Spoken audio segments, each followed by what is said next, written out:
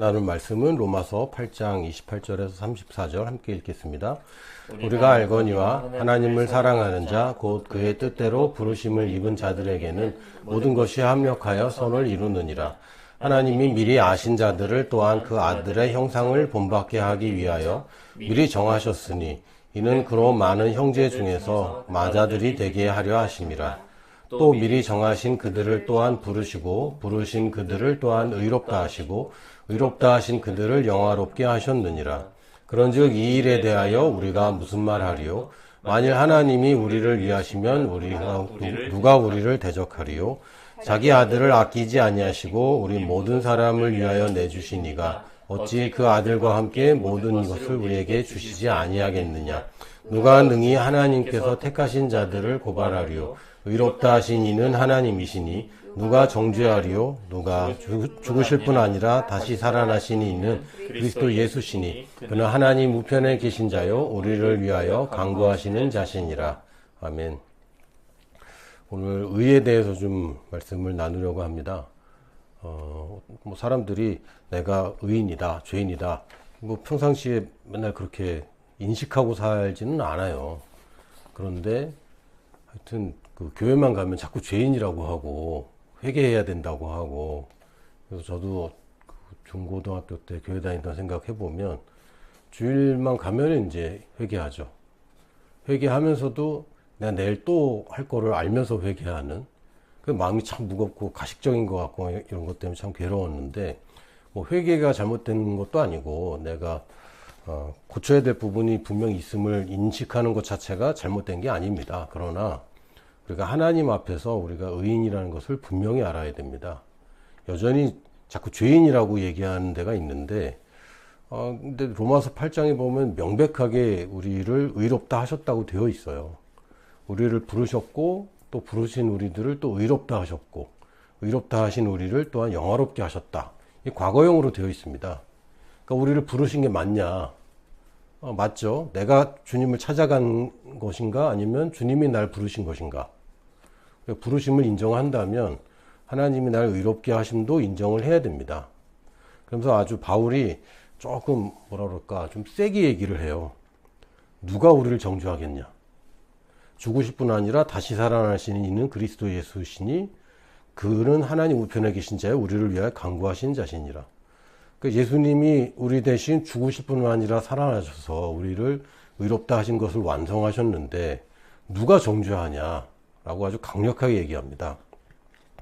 사실 우리가 의라고 얘기하면 자꾸 행위랑 연관을 시키는데, 하나님 입장에서는 사실 의는 행위와 상관이 없습니다. 지지난주에도 하나님의 본성에 대해서 말씀을 나눌 때 하나님은 의로우신데, 왜냐하면 변함없이 늘 한결같으시고 하나님이 말씀하신 것을 늘 지키시는 분이기 때문에 의로우신 분입니다.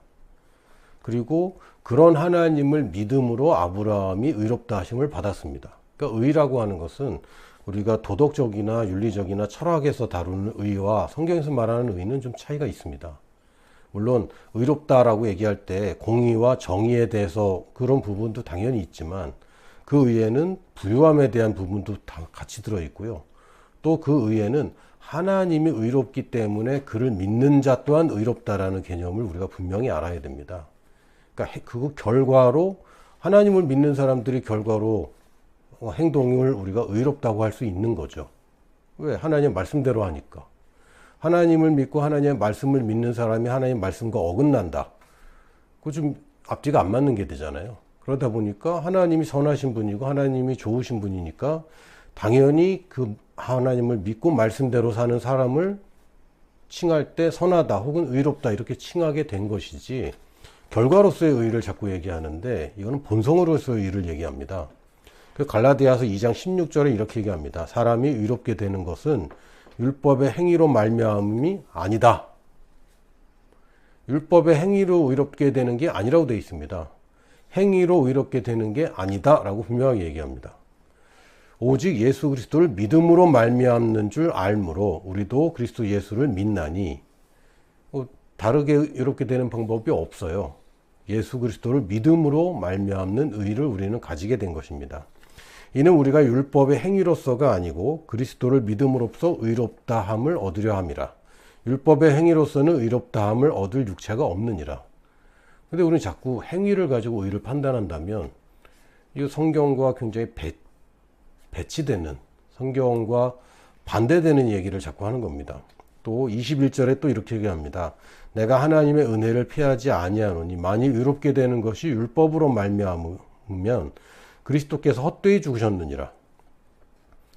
그러니까 이 의롭게 어떤 행위로 의롭다함을 얻으려고 하는 것 자체가 예수 그리스도의 희생을 헛되게 만드는 겁니다. 이건 결코 훌륭한 것도 아니고 결코 존경스럽거나 결코 우리가 따라가야 될 그런 모습이 아니죠. 하나님께서 기뻐하시는 것은 와, 내가 의롭게 되었구나. 주님 감사합니다. 나는 의롭게 되었는데 지저분한 짓을 이제는 나는 안 하고 싶어요. 이게 하나님을 기쁘게 하는 것이지, 하나님 나는 죄인입니다. 나는 또 죄를 지었습니다. 나는 대책이 없습니다. 나는 자꾸 넘어집니다. 이건 하나님을 기쁘게 하는 게 아닙니다. 여러분도 이제 자녀를 점점 이제 장성하는 모습을 볼 때마다 아이가 아빠 나는 자전거를 타는데 또 넘어지고 난 안 되나 봐. 이게 저를 기쁘게 할 수가 없어요. 아빠 난 넘어졌지만 아빠도 자전거를 탈 수 있고 저 사람들도 타는 거 보니까 나는 자전거 탈 수 있도록 만들어진 거고 자전거가 내가 탈 수 있도록 만들어진 게 맞아. 그래서 나는 다시 도전할래. 이게 아빠를 기쁘게 하는 거죠. 그래서 예수님이 우리를 의롭다하게 하기 위해서 모든 죄를 이미 지불했습니다. 이제 이거를 일사부재리의 원칙이라고 하는데, 일사부재리 원칙이라는 게 뭐냐면 한 번 판결을 받았으면 그 행위에 대해서 다시 판결이 없다는 얘기입니다. 한 번 했으면 끝. 또 다시 나중에 그걸 재판결하고 다시 판결하고 하는 것은 잘못됐다.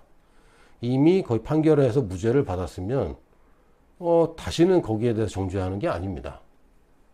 근데 예수님이 죄를 다 짊어지셨거든요. 그래서 인류의 모든 죄를 예수님 때까지 출생한 사람들의 죄뿐만 아니라 예수님 이후에 출생한 모든 사람의 죄를 예수님이 다 짊어지셨습니다. 그럼 내 죄에 대한 대가는 치렀나요? 치렀죠. 과거의 죄도 치렀나요? 치렀죠. 내가 앞으로 지을 죄들까지도 다 치렀나요? 치렀습니다. 그럼 나는 죄인이 아닌 거죠, 이제. 왜? 일사부재리. 한 번 했으면 끝이라고요. 근데 여전히 자기를 죄인이라고 여긴다는 것은 예수님이 대가 치른 것을 헛되이 만드는 것입니다. 그건 결코 좋은 게 아닙니다. 그래서 하나님 앞에서는 의롭다 하신 모든 것을 기뻐하는 것이 사람들 앞에서는 뻔뻔하다 이렇게 보일 수도 있습니다. 특히 이 복음을 잘 모르는 분들이 오해하는 것 중에 하나가 뭐 교회 다니는 사람들은 다 하나님 용서했다 그러면 자기 용서받았다 그러고 또 나쁜 짓 하고 그러는데 그게 말이 되냐? 당연히 말이 안 되죠. 그거는. 그러니까 하나님한테 용서받았다고 해서 사람들한테 용서받아야 되는 게 없어지는 건 아닙니다.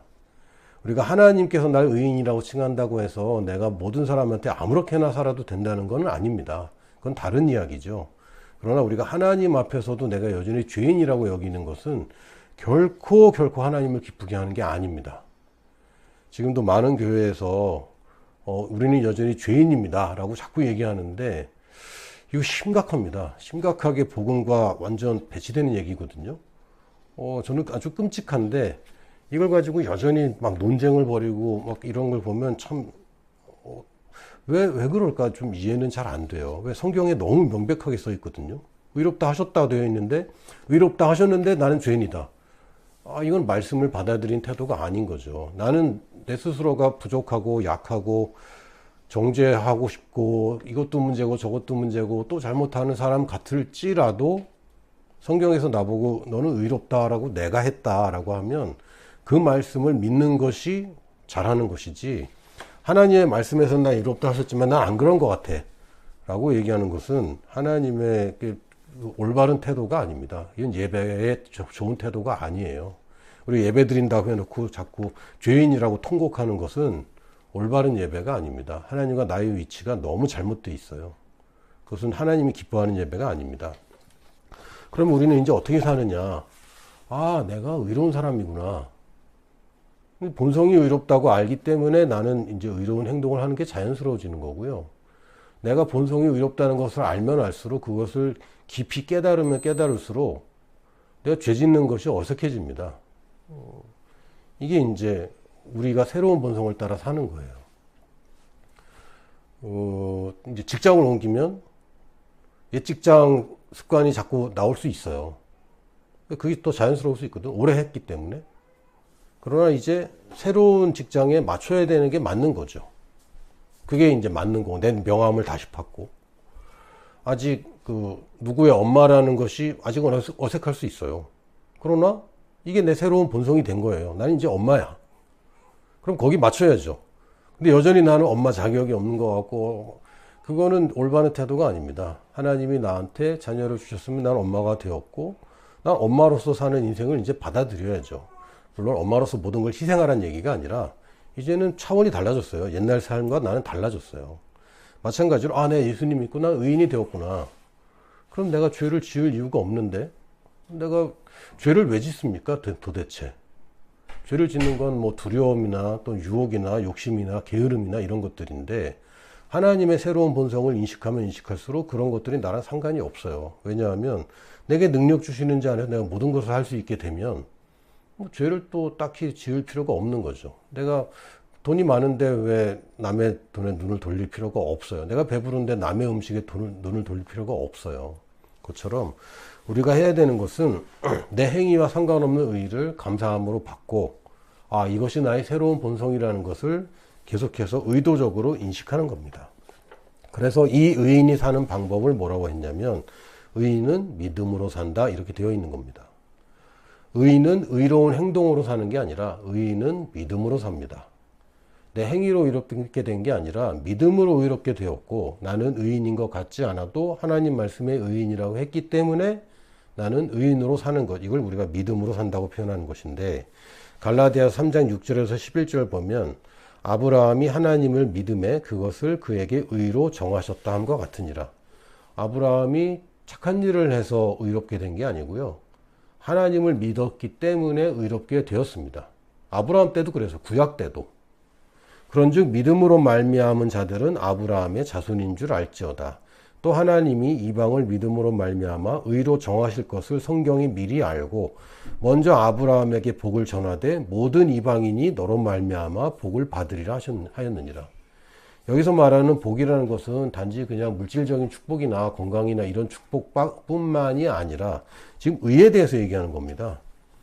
아브라함이 행위가 아니라 믿음으로 의롭다 하심을 받았고, 그래서 믿는 사람마다 다 아브라함의 자손이 되는 건데, 이방까지도 하나님 의로 정하시려고 아브라함에게 복음을 전하되 모든 이방인이 너로 말미암아 복을 받으리라 미리 구약에서 다 얘기를 해놓으셨어요. 이 복은 뭡니까? 의인을 얘기합니다.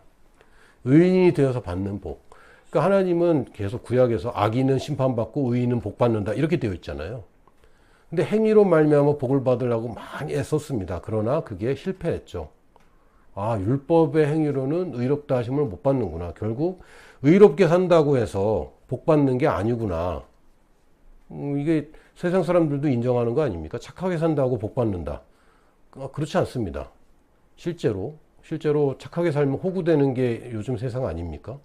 착하게 사는 사람들이, 남을 도와주는 사람들이 손해보는 것, 이 세상의 법칙이라고 우리가 이제 자꾸 보고 있는데, 실제로는요, 행위로 의롭게 되는 게 아니기 때문에 의로운 행위로 인해서 복을 받는 게 아니라 의로우신 하나님을 믿음으로 의롭다함을 얻은 사람들, 다시 얘기하면 아브라함과 그 영적인 자녀들, 다시 얘기하면 아브라함을 통해 주신 복음으로 말미암아 모든 이방인들에게까지 얻을 이 복을, 의인은 복을 받는 이 복을 우리가 받아들인 겁니다. 그래서 우리가 착한 행실을 해서 복을 받는 개념이 아니고요, 나는 하나님의 의롭게 하심을 이미 받았고, 그렇다면 당연히 그 복은 나의 것이다 라고 여기는 것입니다. 이것을 우리가 믿음이라고 불러요. 그래서 행위로 복 받고 사는 게 아니라 믿음으로 복을 누리고 사는 것입니다. 10절에 물은 율법 행위에 속한 자들은 저주 아래 있나니 기록된 바 누구든지 율법책에 기록된 대로 모든 일을 항상 행하지 아니하는 자는 저주 아래 있는 자라 하였습니다. 율법은 좋은 것입니다. 그러나 율법에 하나라도 어기면 저주를 받아요. 그러니까 99개를 잘했어도 하나만 실수해도 저주를 받는 게 율법입니다. 율법에 따라가면 그렇게 돼요. 그리고 율법에서 한 개를 잘했다고 복을 받는 게 아니고요, 율법을 어기면 벌 받는 게 율법입니다. 그러니까 우리가 의로운 행위를 하겠다고 자꾸 그러는데, 근데 잘못된 행위 한번 하면은 복이고 뭐고 그냥 저주 아래 있는 게 돼버려요. 그래서 이게 불가능한 겁니다. 율법의 행위로는 의롭게 되는 게 불가능하고 복을 얻는 게 아니라 저주 아래 있게 됩니다. 그래서 하나님이 새로운 시스템을 주셨는데, 율법은 완벽한 시스템이 아니라 그나마 그래도 예수님 오시기 전까지 이 사회 질서를 유지하기 위한 법이었을 뿐이고, 하나님이 주시는 진짜 해결책은 예수 그리스도입니다. 그래서 행위로 말미암은 의가 아니라 그냥 타고나는 의, 하나님이 그냥 준 의, 어떻게? 믿음으로.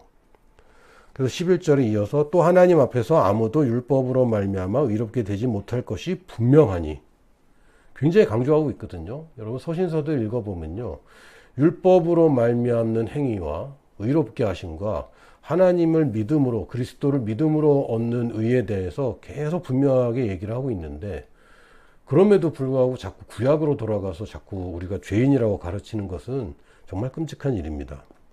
이는 의인은 믿음으로 살리라 했습니다. 우리는 뭘로 삽니까? 믿음으로 삽니다. 어떤 믿음입니까? 하나님은 누구신가? 우리가 하나님을 알려면 우리가 상상해서 알 수는 없죠. 그거는 정확하다고 할 수 없어요. 하나님을 알려면 하나님이 가르쳐 주는 것만 우리가 알 수 있어요. 여러분이 저에 대해서 알려면 저를 직접 보든지 아니면 제가 말해주는 걸로 아는 거죠. 제가 지난 금요일이었나? 오늘 며칠이죠? 이렇게 목요일에 제가 목요일에 어디 갔다 왔게요? 집은 당연히 있었고 집에 갔다 왔다고는 할 수 없고 모르죠. 왜? 내가 말을 안 해주면 모르지. 하나님도 하나님이 나는 이런 존재야 라고 얘기해 줘야 아는 겁니다. 그게 어디 써 있냐면 말씀 외에는 다른 게 아무것도 없어요. 그래서 하나님은 말씀에서 말하는 분이다 라고 우리가 믿음으로 볼 수밖에 없는 겁니다. 그냥 우리가 상상해서 하나님은 이럴 수밖에 없어 라고 논리적으로 결론을 내리는 게 아니라, 하나님은 나는 사랑이야 라고, 하나님은 사랑이시다. 아닌 것 같은데, 난 좀 못 받은 것 같은데, 아니, 하나님이 사랑이라고 했으면 하나님 사랑이시고, 모든 사람을 사랑하신다 그랬으니까 나도 사랑받는 게 당연하다 라고 말씀을 믿는 게 의인의 삶입니다. 심지어는 하나님이 나를 누구라고 했고 어떤 사람이라고 했는지 말씀에 말하는 대로 내가 받아들이는 거죠. 내가 거울을 보면서 또는 나랑 가까운 사람이 평가하는 나가 아니라 하나님의 말씀에서 말하는 나를 내가 받아들이고 그런 사람으로 인식하는 것. 그렇게 되면 그런 사람으로 살게 되어 있습니다. 지금 약간 문제의 여지가 있긴 하지만, 스스로를 남자라고 여기면 남자처럼 입는 거고요. 스스로를 여자처럼 생각하면 여자처럼 입는 게 자연스럽다고 자꾸 이제 착각하는 겁니다. 근데 저한테 그 치마를 입으라고 하면 마음이 굉장히 불편할 것 같아요. 보는 사람도 힘들 뿐만 아니라 저 스스로도 너무너무 힘들죠. 왜? 내가 나를 그런 사람으로 인식하고 있거든요. 나는 실수가 잦은 사람이야 라고 인식하는 사람들이 있을 겁니다. 혹은 나는 잘 못 참는 사람이야 이렇게 인식하는 사람도 있을 겁니다. 혹은 나는 멍청해 라고 인식하는 사람들도 있을 거고, 나는 사랑받지 못해 이런 사람도 있을 겁니다. 그러나 그런 인식들이 정말 성경에서 그렇게 얘기하고 있다면 맞죠. 그러나 그게 성경에서 말하고 있는 것이 아니라면 여러분들 그 인식은 스스로 버려야 됩니다. 이건 내가 아니에요. 지금까지 사람들이 평가하고 나 스스로 평가했을지라도 하나님이 말씀하시는 내가 누구인지 그건 오직 믿음으로만 받아들이는 것이고, 우리 의롭게 된 사람들은 오직 믿음으로 삽니다. 그러니까 이렇게 된 사람들이 율법을 따라서 행위를 하고 잘했냐 못했냐 스스로 정죄하고 이렇게 사는 게 아니라, 하나님 말씀에 나는 이런 사람이라고 되어 있어. 나를 정복자보다 더한 사람이라고 그랬고 모든 것이 합력하여 나를 선을 이룬다고 되어 있어. 그렇다면 나는 성공할 수밖에 없고 나는 사람들에게 복이 될 수밖에 없다 라고 인식하는 사람은 실제로 그렇게 사는 거고요. 왜? 믿음은 역사하기 때문에. 근데 스스로 나는 부족해, 나는 넘어져, 나는 왜 더 참지 못했을까, 나는 말을 좀 잘 못하는 사람이야 라고 생각하는 그런 부정적인 인식들도 여러분이 그렇게 믿으면 그렇게 살겠죠. 그러나 그것은 하나님 말씀에서 주신 복이 아닙니다. 우리는 아브라함의 후손으로서 잘해도 복을 받고 실수해도 복을 받는 사람들이 맞습니다. 이삭 같은 경우가 대표적인 예인데요. 아브라함도 잘못하긴 했고 이삭이 결정적으로 잘못한 게 부인을 배신했거든요.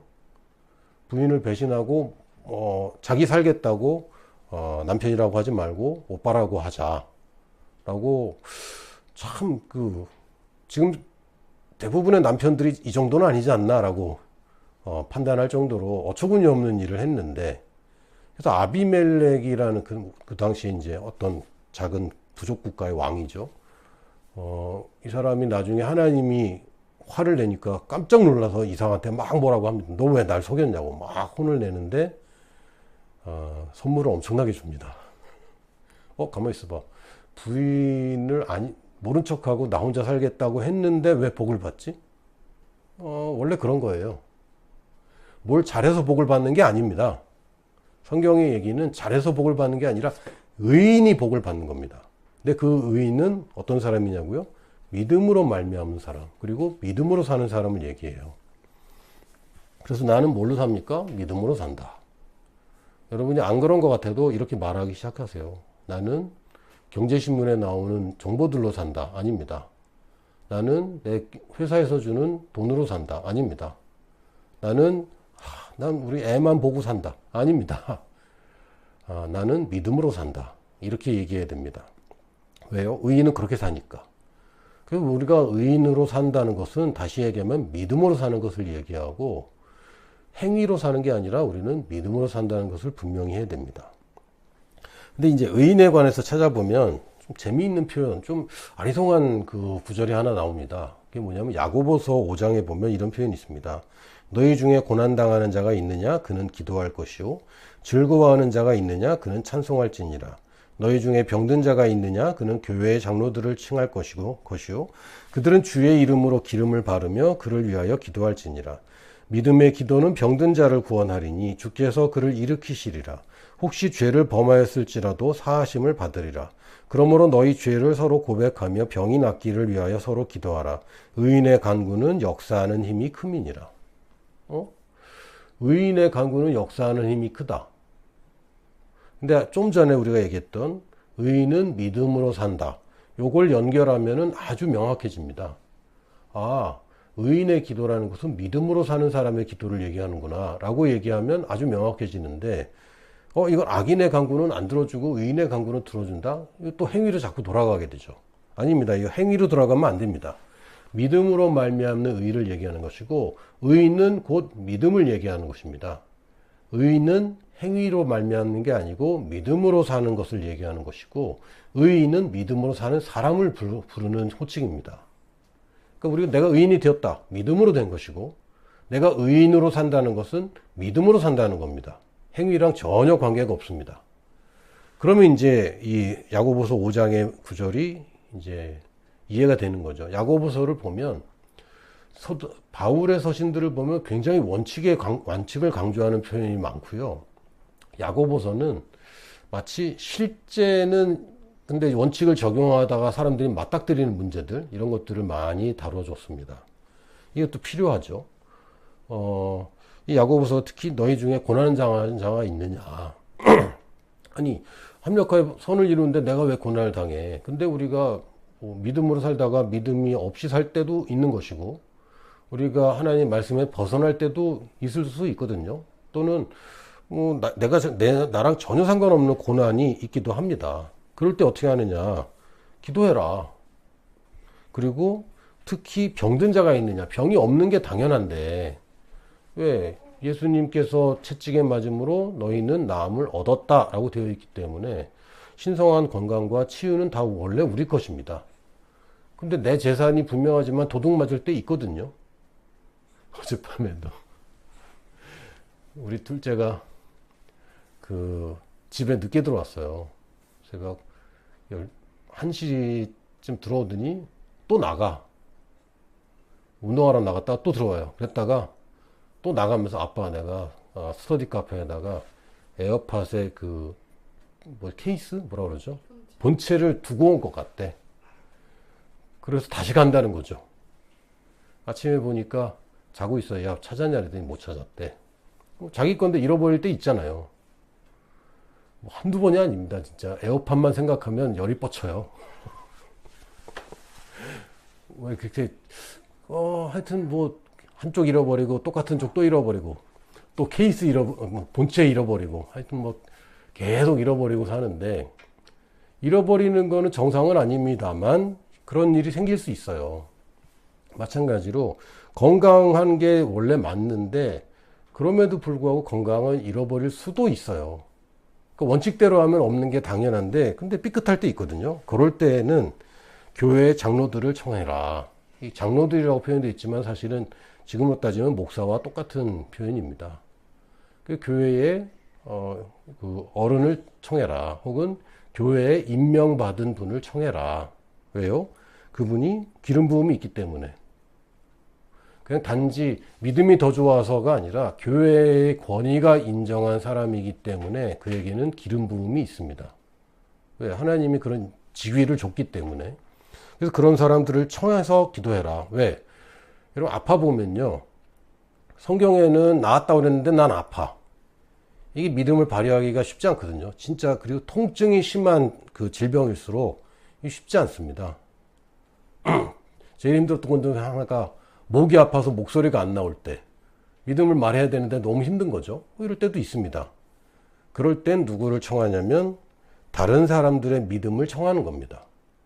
특히 아픈 사람들은 기도 부탁을 하세요. 그게 아픈데 아프다고 말도 못하고 이런 상황을 자꾸 혼자 끙끙대지 마시고, 여러분들의 믿음을 성장시키기 위해서 혼자 기도해서 나는 낫겠다. 그것도 좋긴 하지만 일단 아픈 거는 일단 해결하는 거를 추천합니다. 무조건. 그게 뭐 작은 질병이든 큰 질병이든 아픈 사람 당사자가 이 증상과 싸우면서 믿음을 발휘하는 것도 좋지만 좀 더 쉬운 방법, 좀 더 효과적인 방법은 뭐냐면 아프지 않은 나의 아픔을 공감할 수 없는 다른 사람을 청하는 겁니다. 그럼 그 사람은 믿음을 발휘하기가 더 쉬워져요. 왜? 나는 내 일이 아니기 때문에. 예전에 아직도 기억나는데 제가 시골에 있는 어떤 교회에 가서 말씀을 전할 때가 있었습니다. 그때 어떤 권사님이, 보통 이제 목사님 설교하기 전에 권사님이 대표기도 하시잖아요. 그때 뭐라고 기도했냐면, 우리 조슈아 선교사님이 하나님의 말씀이 아닌 것은 한마디도 말하지 않게 해주시고 오직 하나님만 말씀만 전하게 해주세요. 이렇게 기도를 하시는데 제가 강단에 서 있다가 너무 마음이 어려운 거죠. 아니 저는 헛소리도 좀 많이 하는 편이고 딴소리 많이 하고 예화도 많이 들고 하는데, 좀 전에도 저희 둘째 아들 얘기를 했잖아요. 근데 하나님의 말씀만 전하라고 그렇게 얘기하는 건 전 절대 그렇게 기도 못해요. 저 스스로를 위해서. 왜? 안 된다고 생각하거든. 근데 이분은 설교자가 아니잖아요. 그러니까 뭐 맘 놓고 믿음을 발휘하시는 거죠. 우리가 선교지를 위해서 기도하는 것도 왜 꼭 필요하냐면, 선교사님들은 자기 현실이기 때문에 제대로 된 믿음을 발휘하는데 늘 싸움이 있습니다. 그러나 우리 입장에서는 어떻습니까? 요르단의 평화가 임할지어다. 그걸 왜 안 믿어? 왜? 현실을 잘 모르면 믿음을 발휘하기 쉬워요. 그렇게 협업을 하는 겁니다. 그래서 아픈 사람들은 기도를 청하라고 되어 있고요. 믿음의 기도는 병든 자를 구원한다. 분명히 구원이라는 단어인데, 그래서 이 성경에 쌓여 있는 구원에는 치유를 늘 포함하는 단어입니다. 원래 소조라는 단어인데 육신의 치유까지 포함하는 단어입니다. 그래서 여기 구원이라고 쓴 거예요. 그러니까 병든 자가 구원 못 받았냐 이런 얘기가 아니라 병든 자를 구원한다. 이게 바로 치유를 얘기하는 겁니다. 그리고 죄를 범하였을지라도 사하심을 받는다. 죄를 범했는데 사하심을 받는다는 게 뭐냐면, 내가 죄 가운데서 막 끙끙거리고 막 그랬는데 같이 기도하고 하면 이 사람도 힘을 얻겠죠. 믿음으로 사는 것은, 왜? 의인은 믿음으로 사는 것이고 의인은 행위가 아니라 믿음으로 사는 겁니다. 그래서 죄를 범하였을지라도 사하심을 받으리라. 그러니까 죄 가운데 있어도, 잘못 가운데 있어도 여러분들이 다른 사람에게 기도 제목을 나누시고 여러분의 어려움을 나누십시오.